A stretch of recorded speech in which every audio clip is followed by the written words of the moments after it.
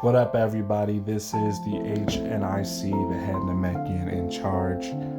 March 1st of 2024, Akira Toriyama, the creator of Dragon Ball, has passed away. In this video, I kind of want to talk about the influence this man had in Western culture, and in my life. So, without further ado, let's get into it. Rest in peace, Akira Toriyama. You will be missed, and hopefully your work will inspire generations even more to come. So let's get into the video. So as for me growing up, I really wasn't able to get my hands on or see a lot of Dragon Ball, watch music, or anything that was like of secular like entertainment as a kid growing up in a religious household. But when I did, Dragon Ball Z was there. The first episode that I saw one night, I'm just waking up after watching Toonami, was the Super Saiyan transformation. So here are some shows that were inspired by that transformation. Kids Next Door. Number 4 goes Super Saiyan, and the Delightful Children from Down the Lane. They are, they're in the image of Frieza. And this is the episode where Frieza and Goku are fighting on the Namekian planet. The next show that is up is The Adventures of Gumball. I haven't seen Gumball too many times. I haven't even seen this episode, but my kids watched it. One day I'm walking through the living room, I'm hearing the sound effects of powering up, and immediately my mind went, oh, that's Goku. Turn around, nope, it's Gumball. So to see that, and for my kids to see it, and then them knowing where that comes from, that put a smile on my face too. Dad, that's Goku. He's transforming like a Super Saiyan. So that was really cool to see my kids being able to recognize that too, because of me watching Dragon Ball in front of them. Last but not least, this is kind of a twofer. I'm a fan of the Ninja Turtles. Rise of the Teenage Mutant Ninja Turtles definitely was a cool show for what it was doing. And I'm sitting there, I'm watching it, and this character, Todd, the capybara, whatever how you pronounce that, he has a sip of lemonade. He calls this form Lemon Rush, but obviously this is Super Saiyan. Like, it's no doubt, no question, this is the Super Saiyan form / transformation. Even my kids were like, Dad, he went Super Saiyan. So again, these are shows that I have seen, or transformations that I've seen, my kids have seen, that were inspired, by Goku. Not even in Western media, in cartoons, but also in other animes. This character from Blood Lad, his name Stans, I believe. His name is, Stans.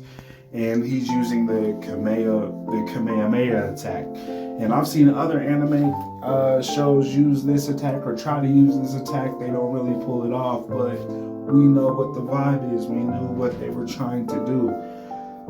Even this character talks about how it was the greatest martial artist of all time, and how he's an amateur trying to use this move, and that he didn't even have the right to use this move. So again, paying homage to Goku, even though it's Master Roshi who's the one that created the Kamehameha wave.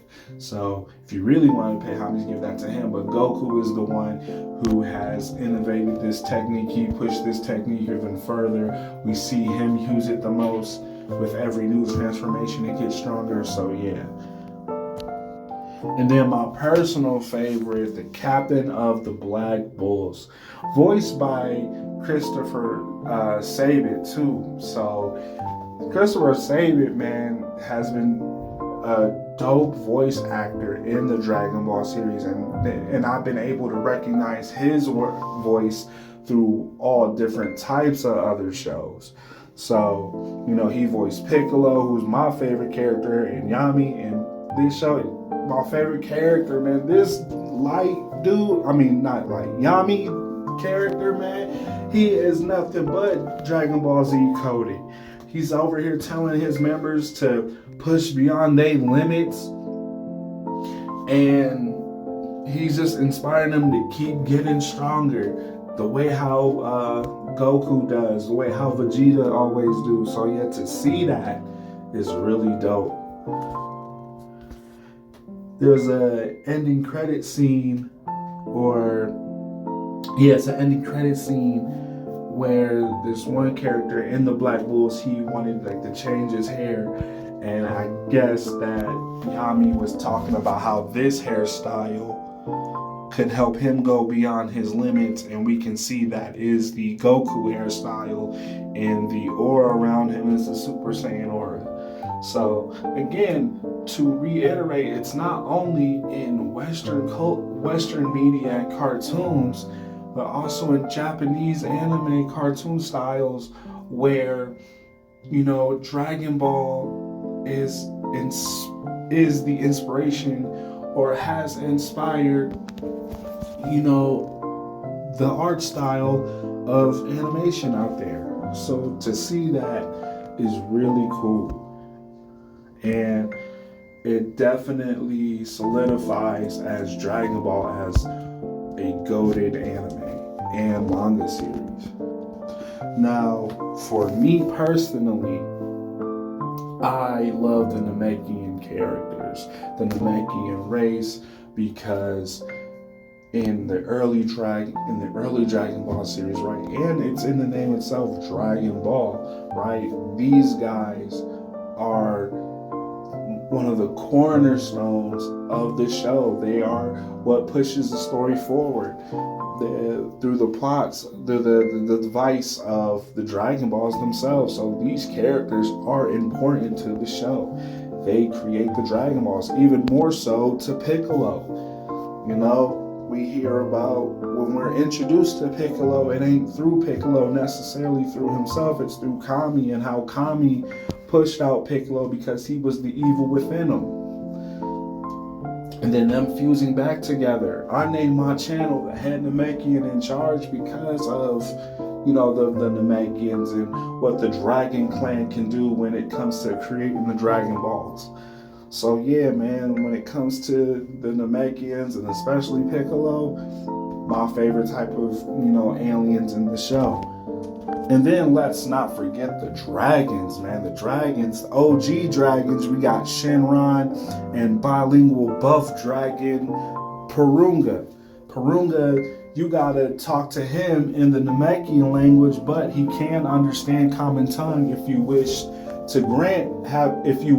to speak to him, granting what your wishes are if you don't know that tongue. You know, but there might be somebody there.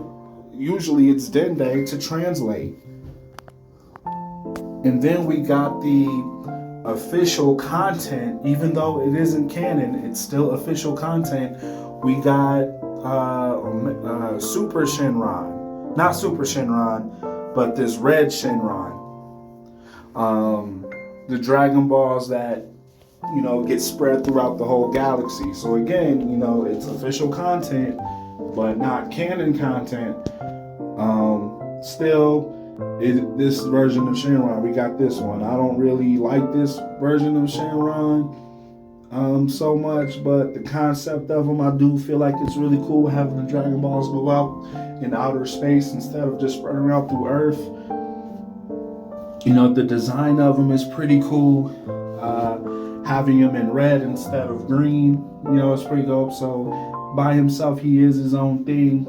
You know, I wish they could have gave him another name, but hey, you know, Shenron is all right. And then we got Super Shenron, right? From the Super Dragon Ball series. This dragon is the one who has no limits to what wishes he can grant. Matter of fact, it's told that all the other Dragon Balls were created from the Dragon Balls that Super Shenron come from. So if you create your set of Dragon Balls, you go to the Super Dragon Balls, and whatever the process, whether like you carve them out of the Super Dragon Balls or you wish for to make a set of Dragon Balls, they come from, from his set, right? So we got Super Shenron. And then last but not least, and my personal favorite, coolest looking dragon, this one right here, the Cerulean Dragon. And he only got 2 Dragon Balls. That's it. He only got 2. He's small in comparison, but this design is really cool. And then, so there it is, for me, for me, basically, just to reiterate, my favorite character, Piccolo, my favorite race of aliens in Dragon Ball, the Namekians. There's so much lore that could be dove deep into, and hopefully within the next 10 years we get some, context on how the Dragon Balls are created specifically. What if they do canonize, the Black Star Dragon Balls, and things like that. So there's a lot of stuff and mysteries that need to go. The Super Dragon Balls themselves, there's a lot of mystery behind that. So where do we get so hopefully we get some details behind them. So again, these are the things that inspired me to create my channel, the HNIC channel, the Head Namekian in Charge. So yeah, so again, rest in peace to Akira Toriyama. You will be missed. It's unfortunate you won't be able to finish, your creation yourself and see it to the end. But I'm pretty sure whoever who's left in his hands, I believe probably it's Torotaro. He will do an amazing job. Keep Dragon Ball true to what it is, and keep stories pushing and inspire even other shows later to come. So rest in peace, Akira Toriyama again, and everybody. Remember to please just be respectful. Don't use Akira Toriyama's death to trash the series. I know there's people who may think that Dragon Ball Z is overrated or Dragon Ball itself is just overrated, but there's no doubt that Akira Toriyama's work has made an impact, not on the anime community, manga community, but also in individuals' lives. So, that's where I'm gonna end the video. Y'all be good. Y'all take care of yourselves.